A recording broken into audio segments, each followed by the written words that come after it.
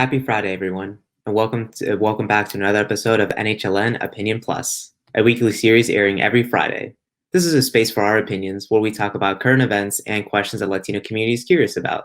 Today, we are joined by Mark Doyle, Director of the Division of Emergency Services and Communications. Welcome, Mark. Thank you so much for joining us for another time on NHLN Opinion Plus. Hey, thank you, Brian. And again, thanks for the invite for having me back today. Absolutely. How are you doing today? I'm well. I'm doing okay. Thanks for asking. Awesome. So today, some of our topics will be just talking about the emergency services in New Hampshire and the effects of the pandemic and how you've been navigating those issues within New Hampshire. So yeah, let's start off by kicking off our first question our community is curious about is, so we met up back in December, so we wanted to ask what's the pandemic been like in New Hampshire as of now, and what's been the status report and any changes in the pandemic in New Hampshire? Well, insofar as the 911 center goes, there's been a little bit of a shift in where our focus is now versus before. We were really working in direct support of, from a division's perspective, of the State Emergency Operations Center. And a lot that went along with that was assistance with the rollout, as we had discussed in December, of the vaccination sites and the communications needs that were required for our emergency services partners. In the 911 center itself, it was, for the most part, with the difference being the protocols that we had rolled out, business as usual. The protocols that we had rolled out were in place for the protection of first responders, and we've pulled those back because many of our first responder partners have put in protocols themselves, which are general and universal in nature. But we have seen, interestingly enough, since we came out of the declaration of emergency here at the state, and our EOC has moved in a steady state mode, we've seen an increase in call volume year to date by up over 7% right now, which is a little bit more than we had, actually a lot more than we had anticipated. Last year, we had some real fluctuations in call volume, as we had discussed in December, based upon going into the stay-at-home order and then coming out of the stay-at-home order in the middle of the summer. This year, overall, since the beginning of January, we're starting to see a considerable bump in the increase in call volume. We're also seeing, as a result, an increase in overdose-related calls as well. And we're making sure that we're doing all that we can to make sure our protocols are in place to address the increase in those types of calls. From a staffing perspective, where obviously during the pandemic, our concern was that our staffing would be hit by the virus itself, but we were very fortunate. Our staff really rocked the house, so to speak. They came in, they did what they had to do. They were considered essential workers, came to work every single day, and did their due diligence to make sure that they were in the seats to answer the calls for folks around the state when they needed 911 services. And that continues to be our highest priority, is maintaining appropriate staffing levels. However, we have had the ability to maintain and train our staff throughout the pandemic and recruit people throughout the pandemic. And I just want to throw a little shout out there that if your folks are interested in the communities that you have a connection with, are interested in seeking opportunities to become the first responder for first responders, certainly have them reach out to us directly. There are always opportunities to work in our division as 911 telecommunicators or otherwise. But we are, like I said, shifting a little bit. So right now our focus is on making sure that our ability to remain as flexible as necessary and constantly improve our protocols to make sure that we at 911 are continuing to remain attentive to the needs of our first responder community, which are charged with rendering aid, either in a law enforcement capacity or in a fire or EMS response. The one other thing that I wanted to chat a little bit about that some of your folks may know about, or some of your listeners may know or be aware of, is that we're really starting to focus on working hand in hand with the National Suicide Helpline and the new 988 number that's going to be coming out next July. There are a couple of things that folks really kind of need to be aware of. And one of this is coming up in October, is that people are going to be required to dial a 10-digit number, which is going to be a little bit different and is going to entail a little bit of a learning curve and developing a new habit and changing all of the speed dials you have in your phones, because the 7-digit dial is no longer going to work in the 603 area code. You're still going to have to now, or say still, but you're going to have to now dial the 603 prefix to reach any local number within the state. That becomes effective October 24th of this year. But as part of the 988 system, I've been charged to work closely with Department of Health and Human Services and have spearheaded a subcommittee made up of first responder stakeholders from the New Hampshire Association of Police Chiefs, the New Hampshire Association of Fire Chiefs, the Emergency Medical Services folks from Fire Standards and Training. We have individuals from the Department of Justice, from the Department of Health and Human Services, and from the National Suicide Helpline to work with developing protocols so that that suite or compendium of services that backs up the 3-digit number at 988 is available to everybody and equally across the state. So in a nutshell and in a quick review of where we are right now, that planning is undergoing right now and will continue to plan. We're still working and making sure our protocols are up to date and that we're staying well within our accreditation guidelines. But it's like anything else, a lot of moving parts, but we're excited and we're very fortunate to be able to render the level of service and quality of service that we do for the folks who call 911. Absolutely. And so you mentioned that the 988 mental health crisis number, that's going to replace the old suicide hotline number. Can you explain what led to this decision and how is this going to make the situation of accessing emergency services better? Yeah, certainly. It's the ability for folks to gain mental health services, and it's going to move from what was originally referred to as the National Suicide Helpline to a mental health crisis helpline, where there's going to be far more than just being able to access a crisis counselor on the end of the line. There's going to be services and resources available to folks who call now for individuals who are having a mental health crisis. The move was designed, and the legislation that was put forth at the national level was to give folks a quick, identifiable 3-digit number to be able to reach out immediately and get help when and where they need it, as opposed to remembering the 1-800-273-TALK number that was out there and has been out there for years.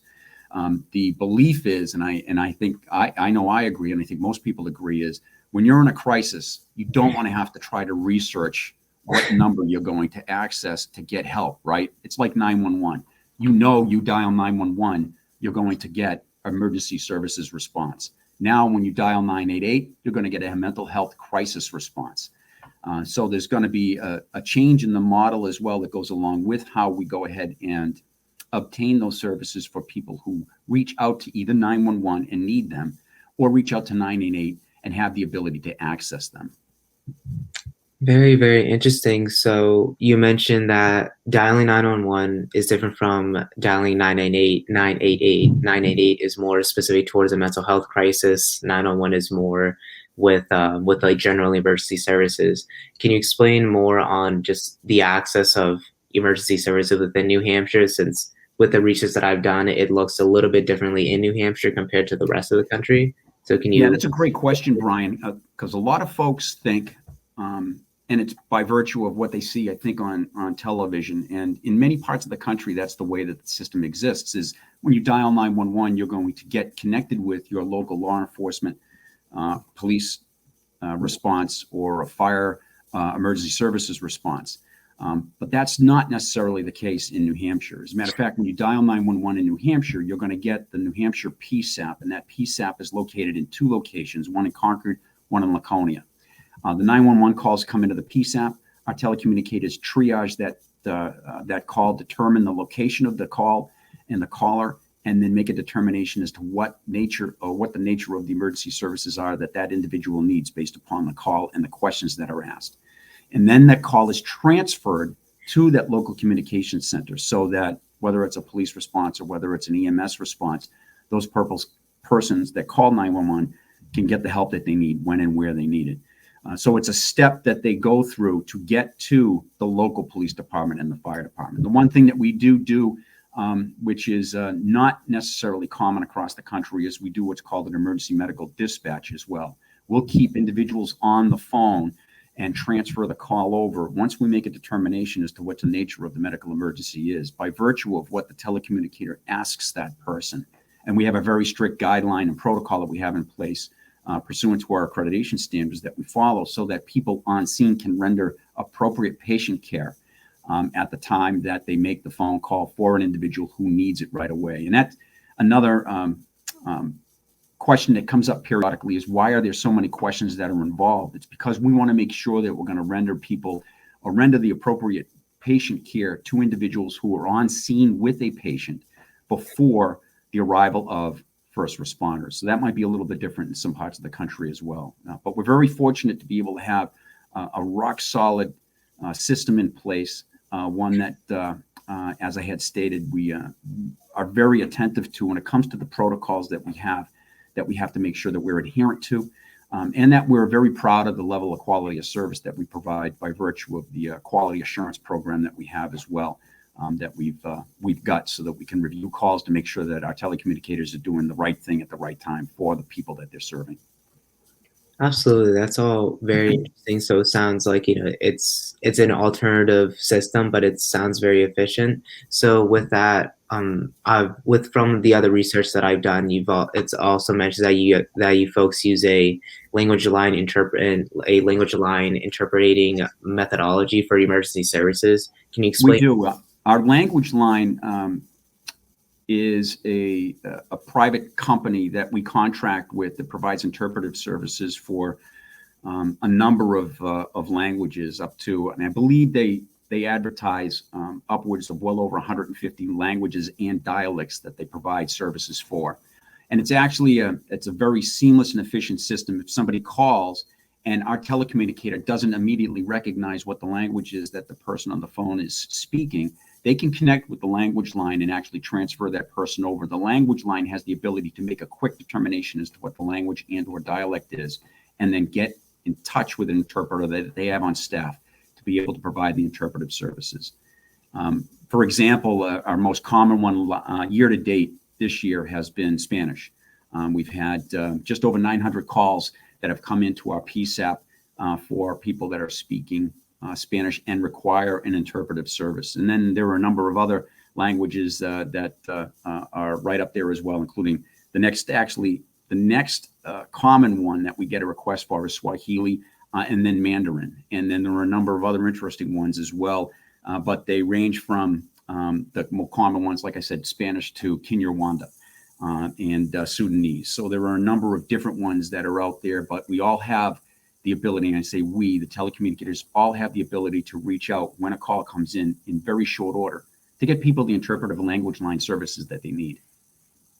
Absolutely, that's very, very interesting, and I just never heard of a system like that before. So it sounds like it's very efficient to be able to connect with people from different non-English speaking backgrounds. So with that, can you explain how, when somebody's calling emergency services, how important is location, and just how do you interpret that with any emergency call that you may receive?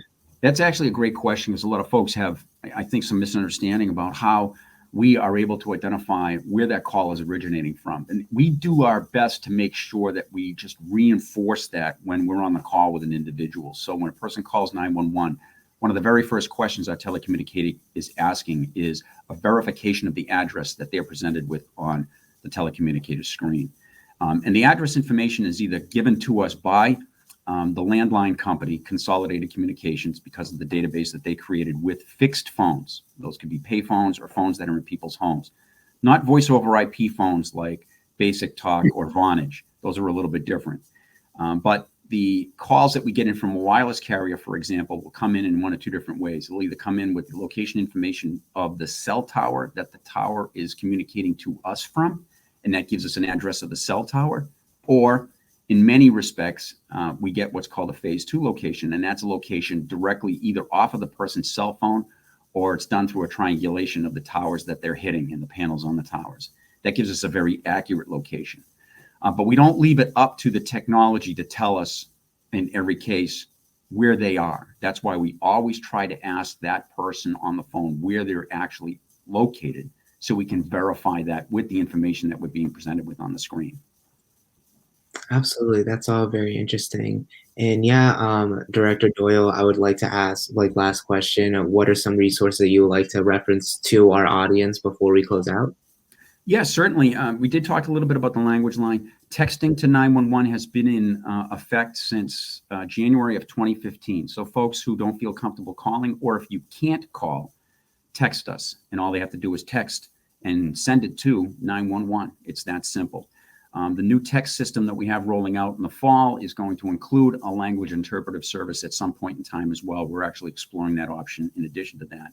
One of the questions that comes up on the 988 side of the house is, how do we make sure that our underserved communities are being appropriately engaged? And that's something that we always try to get our arms around and try to identify what those underserved communities are. And a lot of the work that we've done at the 988 side has been with Director John Skipper from Police Standards and Training relative to his seat on the Lee Act Commission, the Law Enforcement Accountability and Transparency Committee that the governor has put together, and has made sure that community engagement, including identification of demographic areas in communities, creating liaisons and go-betweens, and obviously on the 988 side is the creation of those mobile health crisis intervention teams and community mental health centers, so that folks know that they're going to get an equitable access to those resources across the board. And in those cases where a non-law enforcement response can be initiated, that a non-law enforcement response is directed in non-criminal matters. As we know, that was one of the issues that came out of the Lee Act Commission report, that more work has to be done and a new model has to be developed. And we're working very closely with the folks at Department of Health and Human Services to make sure that the new model is adopted. And again, the Law Enforcement Accountability, Community, and Transparency Commission has done a lot of work to kind of spell out where the law enforcement side of the house has to be or should be based upon the folks that sit at that table. But we're trying to roll that into our 988 response and, of course, our 911 response as well. Awesome. Thank you so much, Director Doyle, and thank you for speaking with us and being our guest on NHLN Opinion Plus. Appreciate that, Brian. Thank you again so much for the invitation, and have a great day. And if any of your listeners have any questions at all, they can certainly reach out to me directly or any of our supervisors. We're here to help, and we want to make sure that we're listening. Absolutely. Thank you so much. And join us for another episode in 2 weeks. For more information about our discussion today, check out our website on nhllatinonews.com. Follow us on Twitter at NHLatinoNews and our Instagram at NH_Latino News. I'm Brian Zapata with NHLN Opinion Plus, and we'll see you next time.